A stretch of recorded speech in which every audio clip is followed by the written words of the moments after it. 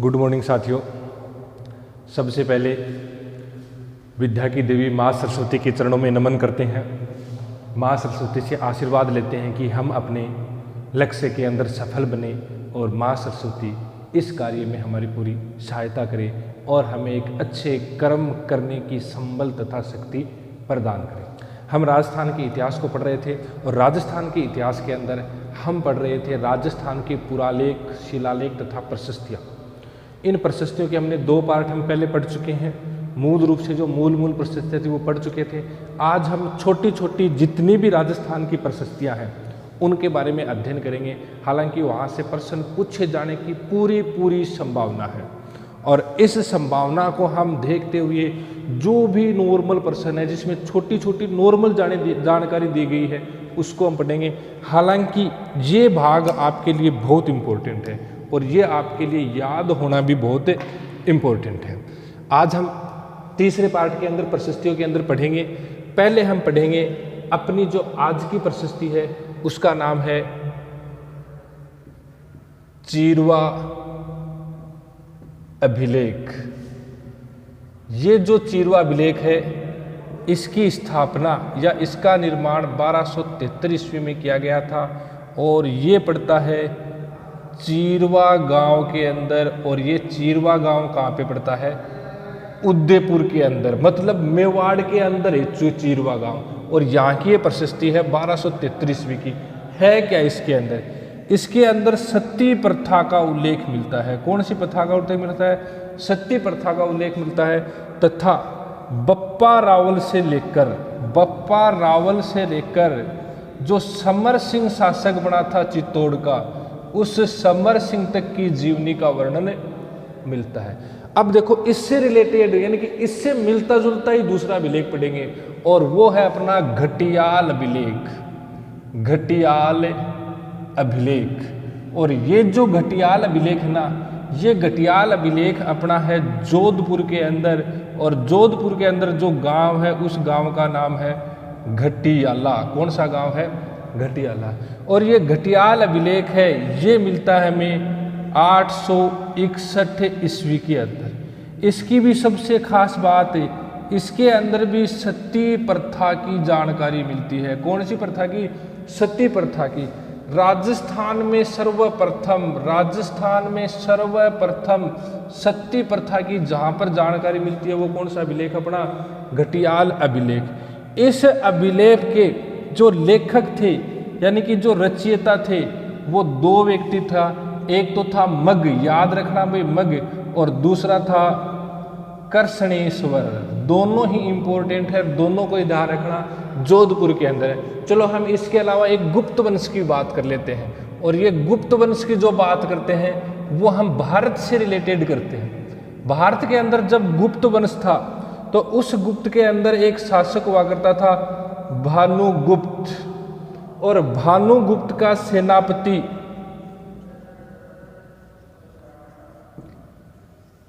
की मृत्यु पर उसकी जो पत्नी थी, हालांकि नाम नहीं मिलता उसका, पत्नी थी वो क्या हो गई थी? सती हो गई थी। और ये जानकारी मिलती है गुप्त वंश के एरण अभिलेख के अंदर। और ये एरण अभिलेख बहुत बार पूछा जा चुका है। ये है 510 ईस्वी का। गुप्त वंश के अंदर भानुगुप्त शासक था, उसकी सेनापति गोपराज, सेनापति का भी नाम ध्यान रखना भाई, गोपराज की पत्नी गोपराज की मृत्यु पर सती हो गई थी और इनकी याद में एक अभिलेख लिखा गया था, एरण अभिलेख। बहुत बार पूछा जा चुका है। राजस्थान जीके के अंदर भी पूछ सकते हैं कि भारत में सर्वप्रथम सती प्रथा के अभिलेख या सती प्रथा के अवशेष या सती प्रथा की जानकारी कौन से अभिलेख से मिलती है? एरण अभिलेख, गुप्त वंश का, 510 ईस्वी, भानुगुप्त का सेनापति गोपराज। राजस्थान के अंदर सर्वप्रथम सती प्रथा की जानकारी कहाँ पे मिलती है? घटियाल अभिलेख, घटियाला गांव, जोधपुर के अंदर 861 ईस्वी पूर्व सती प्रथा के प्रथम जानकारी मिलती है। इसके रचयिता मग और दूसरा कौन सा था? कर्षणेश्वर था। इसके अलावा बात करें चीरवा अभिलेख, 1273 ईस्वी, चीरवा गांव, उदयपुर, सती प्रथा के अवशेष मिलते हैं। बप्पा रावल से लेकर समर सिंह तक की क्या मिलती है? इसके अंदर जानकारी मिलती है। 3 अभिलेख हमने देखे हैं, तीनों ही इंपॉर्टेंट है। अब इसके बाद में और जो अभिलेख हैं उनकी बात करेंगे। अब हम थोड़े से देखते हैं क्षेत्र वाइज अभिलेख देखते हैं। अभी और क्षेत्र वाइज अभिलेखों की बात करते हैं कि वहां पे ऐसा क्या था, उन अभिलेखों के अंदर किस प्रकार की जानकारी मिलती है। भी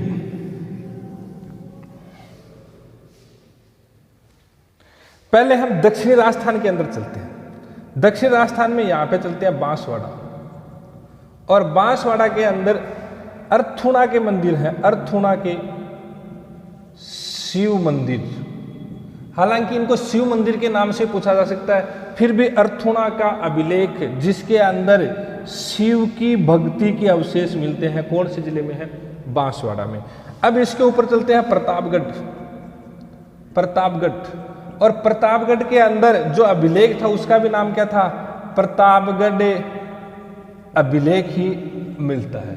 इस प्रतापगढ़ अभिलेख के अंदर देखो, ध्यान रखना, जो वागड़ है ना, वागड़ के चौहानों की जानकारी मिलती है। किसके चौहानों की जानकारी मिलती है? वागड़ के चौहानों की जानकारी मिलती है। और यहाँ पर एक बावड़ी है चेनाराम अग्रवाल, और चेनाराम अग्रवाल की बावड़ी के ऊपर ये प्रतापगढ़ अभिलेख बना हुआ है। अब इसके बाद में थोड़ा सा यहां पे आ जाओ, भीलवाड़ा। भीलवाड़ा, और भीलवाड़ा में था नांदसा स्तूप। बहुत बार पूछा जा चुका है, नांदसा स्तूप या नांदसा शिलालेख कहाँ पे है? भीलवाड़ा में है। गांव भी कौन सा है? नांदसा गांव है। इस अभिलेख की खास बात, ये गोल आकृति में बना हुआ है। किस आकृति में बना हुआ है? गोल आकृति के अंदर बना हुआ है। इसके बाद में हम यहाँ पे आ जाते हैं, उदयपुर के पढ़ते हैं पहले, और उदयपुर के अंदर पढ़ते हैं तो एक 661 ईस्वी का है। और 661 देखो, गुहिल वंश की स्थापना से पहले का है, और गुहिल वंश की जब स्थापना हुई थी उसी समय का है। यहां पर एक शासक मिलता है अपराजित, और उस अभिलेख का भी क्या नाम है? अपराजित का अभिलेख। और ये अपराजित का अभिलेख कहाँ पे मिलता है? नागदा के अंदर मिलता है। कहाँ पे मिलता है? नागदा के अंदर मिलता है। 661 का ये प्रश्न पूछा भी गया है, अपराजित का अभिलेख कौन से जिले में? सिर्फ इतना ही पूछा गया है। अपराजित शासक हुआ करता था, मेवाड़ के गुहिल वंश का हुआ करता था, उसके नाम से बना हुआ है। इसके बाद में यहाँ पे पढ़ेंगे हम सामोली, और ये सामोली का भी कहाँ पर है? नागदा के अंदर ही है। और इसके अंदर एक शासक हुआ करता था, गुहादित्य के बाद में शिलादित्य। उस शिलादित्य की जानकारी मिलती है। हमें सिर्फ अभिलेखों के नाम याद रखने हैं, अभी जानकारी ये नहीं पूछेगा कि इसकी क्या जानकारी मिलती है। इसके अलावा यहाँ पे अभिलेख मिलता है नाथ प्रशस्ति, और ये नाथ प्रशस्ति भी कहाँ पर है? ये जो उदयपुर के अंदर एकलिंग जी है ना, कैलाशपुरी में, उस एकलिंग जी के पास है कौन सी प्रशस्ति? नाथ प्रशस्ति।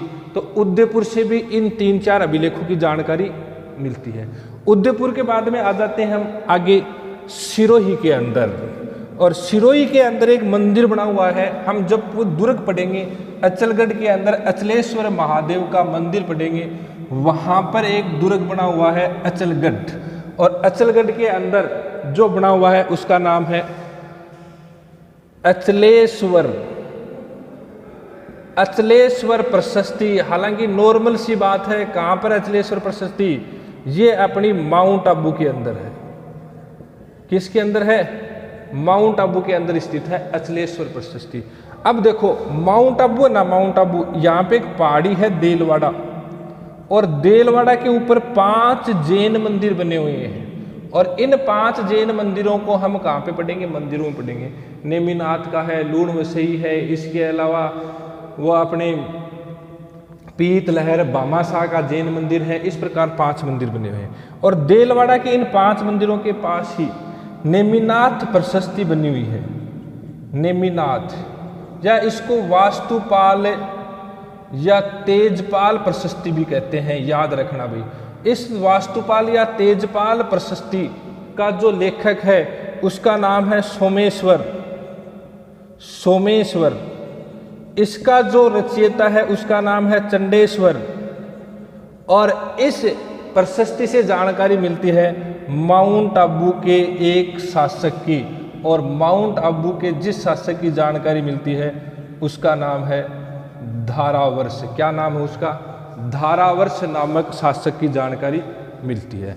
अब इसके बाद में आ जाओ आप अपने सिरोही के अंदर, अपने आ जाओ सिरोही के अंदर, सिरोही के अंदर से अब आगे हम चलते हैं जालोर।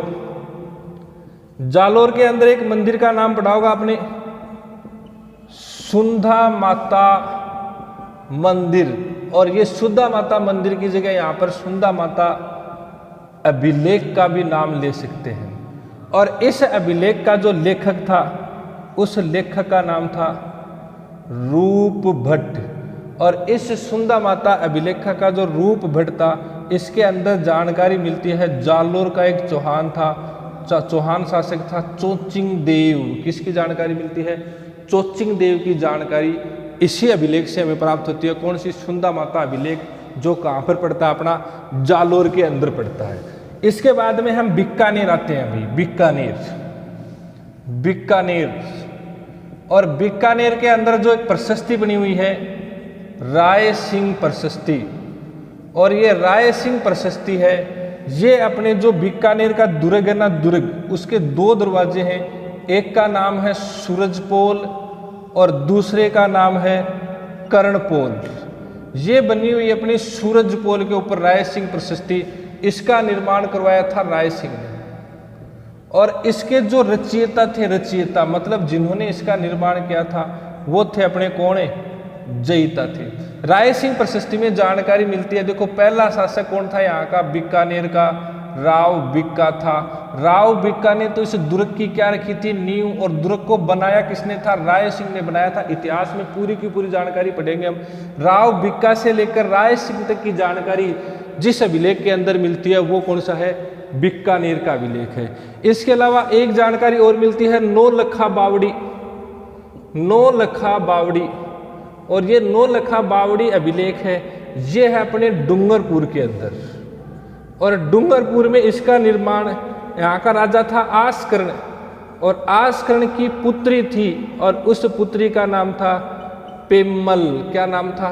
पेम्मल ने इसका निर्माण करवाया था। इसके बाद में हम जोधपुर के अंदर देखें तो जोधपुर के अंदर एक और है अपना मंडोर अभिलेख। मंडोर के अलावा बात करें तो जोधपुर में एक शिवाना का अभिलेख भी है। अभी शिवाना का अभिलेख, शिवाना का अभिलेख का इतना ध्यान रखना कि जब शिवाना के ऊपर मालदेव ने अधिकार कर लिया था, तो मालदेव ने यहाँ पे अभिलेख बनवाया था शिवाना का अभिलेख। तो इस बात की जानकारी जरूर रखना कि शिवाना के अभिलेख का निर्माण करवाया किसने था। तो शिवाना के अभिलेख का निर्माण किसने करवाया था? मालदेव के द्वारा करवाया गया था। नौलखा बावड़ी कहाँ पर है? डूंगरपुर के अंदर है। बीकानेर की जो राय सिंह प्रशस्ति है, वो किसने बनवाई थी? राय सिंह ने। रचयिता कौन था? जयिता। और भाषा कौन सी थी इसकी? इसकी भाषा थी अपनी संस्कृत। बीकानेर वाली थी, उसकी भाषा कौन सी थी? अपनी संस्कृत भाषा थी। अब इसके बाद में बात करेंगे हम हर्षनाथ प्रशस्ति, और ये हर्षनाथ प्रशस्ति है, ये बनी हुई है कहाँ पर? हर्ष मंदिर। और ये हर्ष मंदिर कहाँ पे पड़ता है? सिक्कर। और इसके अंदर जानकारी मिलती है कि इसका निर्माण राजा अल्लट ने करवाया था। इसके अलावा चौहानों से रिलेटेड है ये। चौहान वंश का एक शासक था जिसका नाम था विग्रहराज चतुर्थ। विग्रहराज चतुर्थ की भी जानकारी इससे मिलती है। भाई विग्रहराज चतुर्थ की जानकारी भी किससे मिलती है? हर्षनाथ प्रशस्ति से मिलती है। इसके अलावा हम बात करें आमेर अभिलेख। आमेर अभिलेख, ये आमेर अभिलेख कहाँ पे है? सबको पता है जयपुर है। इस आमेर अभिलेख के अंदर जानकारी मिलती है पृथ्वीराज कछवाहा। पृथ्वीराज कछवाहा शासक था। उस पृथ्वीराज कछवाहा से लेकर जो अपना मान सिंह शासक रहा था, सवाई मान सिंह, उस मान सिंह तक की जानकारी मिलती है। ये देखो पृथ्वीराज कछवाहा कौन था? आपको पता हो तो 1527 के अंदर जो खानवा का युद्ध था, उस खानवा के युद्ध के अंदर महाराणा सांगा की सेना के अंदर बहुत से राजस्थान के वीर योद्धा लड़े थे। उस समय महाराणा सांगा ने एक प्रथा चलाई थी, पाती पेरवन। पाती पेरवन की प्रथा के तहत राजस्थान के राजपूत जो आपस के अंदर लड़ रहे थे, आपस के अंदर युद्ध रहे थे, उनको कहा कि हम एक जगह इकट्ठे होकर हम मेवाड़ के झंडे के नीचे एक साथ युद्ध लड़ेंगे। किसके साथ है? बाबर के साथ और बाबर को पराजित करेंगे। जब ऐसी घोषणा की थी तो जोधपुर, बीकानेर, सिरोही, यहाँ तक जयपुर से कौन आया था? पृथ्वीराज कछवा आया था। और उसी पृथ्वीराज कछवा से लेकर मान सिंह तक की जानकारी कहाँ पे मिलती है? आमेर अभिलेख के अंदर मिलती है। इस आमेर अभिलेख के अंदर और हमें जानकारी मिलती है, इसके अंदर जहांगीर की प्रशंसा की गई है। भाई किसकी प्रशंसा की गई है? जहांगीर की प्रशंसा की गई है। और इसके अंदर एक शब्द मिलता है नाजिम शब्द, और नाजिम शब्द का अधिकारी क्या होता है? प्रांतीय अधिकारी। नाजिम शब्द का अर्थ क्या होता है? प्रांतीय अधिकारी। दोस्तों आज हम पढ़ रहे हैं राजस्थान के शिलालेख। राजस्थान के शिलालेख बहुत ही इंपॉर्टेंट है। मैं आपको पहले भी बता चुका हूँ, बहुत सारे शिलालेख मैं आपको करवा चुका हूँ। यहाँ से प्रश्न आने की पूरी संभावना है। और यहाँ से प्रत्येक वर्ष एग्जाम के अंदर कुछ मोस्ट टाइप का प्रश्न आता है। जैसे मैं अब आपको 3-4 प्रश्न पुटअप करूँगा जिसके आंसर आपको देने हैं, और आपको कमेंट बॉक्स में उसके आंसर अभी देने हैं। 3-4 प्रश्न इसके अंदर ये हैं कि वह अभिलेख कौन सा है जिसके अंदर सांबर तथा अजमेर के चौहानों को सूर्यवंशीय बताया गया है? वह अभिलेख कौन सा है जिसके अंदर सांबर तथा अजमेर के चौहानों को सूर्यवंशीय बताया गया है? दूसरा प्रश्न है, वह अभिलेख कौन सा है जिसके अंदर सांबर के चौहानों को वत्स गोत्रीय ब्राह्मण बताया गया है? वह अभिलेख कौन सा है जिसके अंदर सांबर के चौहानों को वत्स गोत्रीय ब्राह्मण बताया गया है? वह अभिलेख कौन सा है जिसके अंदर सांबर का नाम शाकंभरी मिलता है? वह अभिलेख कौन सा है जिसके अंदर सांबर का नाम शाकंभरी मिलता है? वह अभिलेख कौन सा है जिसके अंदर सांबर का नाम शाकंभरी मिलता है? इसके अलावा मेरा चौथा प्रश्न ये रहेगा कि वह अभिलेख कौन सा है जो 2 भाषाओं के अंदर लिखा गया है? एक तो है संस्कृत और उसके साथ नागरी लिपि को भी इसके अंदर काम में लिया गया है। मेरा चौथा प्रश्न है, वह अभिलेख कौन सा है जो नागरी तथा संस्कृत 2 भाषाओं के अंदर लिखा गया है? वह अभिलेख कौन सा है जो नागरी तथा संस्कृत 2 भाषाओं के अंदर लिखा गया है? इसके अलावा वह अभिलेख कौन सा है जिसके अंदर अकाल राहत कार्यों की बात की गई है? वह अभिलेख कौन सा है जिसके अंदर अकाल राहत कार्यों की बात की गई है?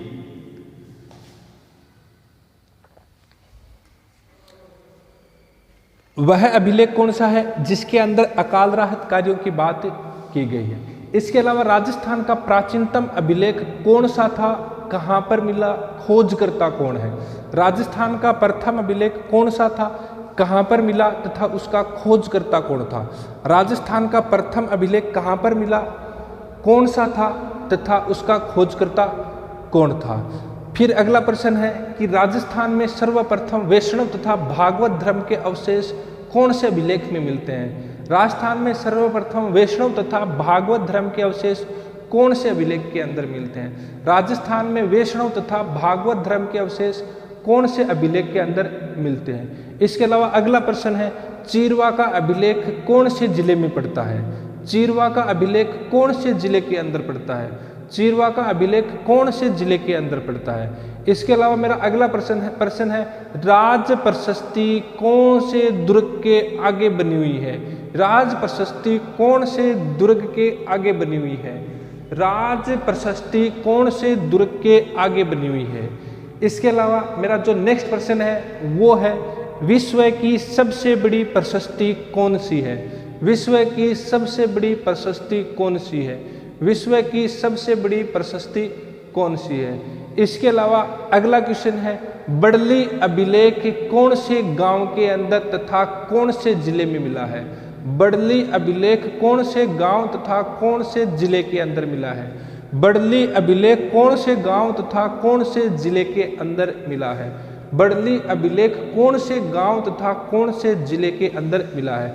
दोस्तों आराम से इस क्वेश्चनों के आंसर अपने कमेंट बॉक्स के अंदर आप देते रहें। जो भी मैं आपको क्वेश्चन बता रहा हूं उन सभी क्वेश्चनों के आंसर आप कमेंट बॉक्स के अंदर बिना पिछले वीडियो को देखे हुए प्रदान करें। इसके अलावा अगला प्रश्न है अभिलेखों का अध्ययन जिस पुस्तक में किया जाता है या जिस विषय में किया जाता है उसका क्या नाम है? अभिलेखों का अध्ययन जिस पुस्तक में या जिस ग्रंथ में किया जाता है उसका क्या नाम है?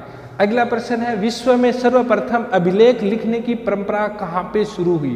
विश्व में सर्वप्रथम अभिलेख लिखने की परंपरा कहाँ पर शुरू हुई?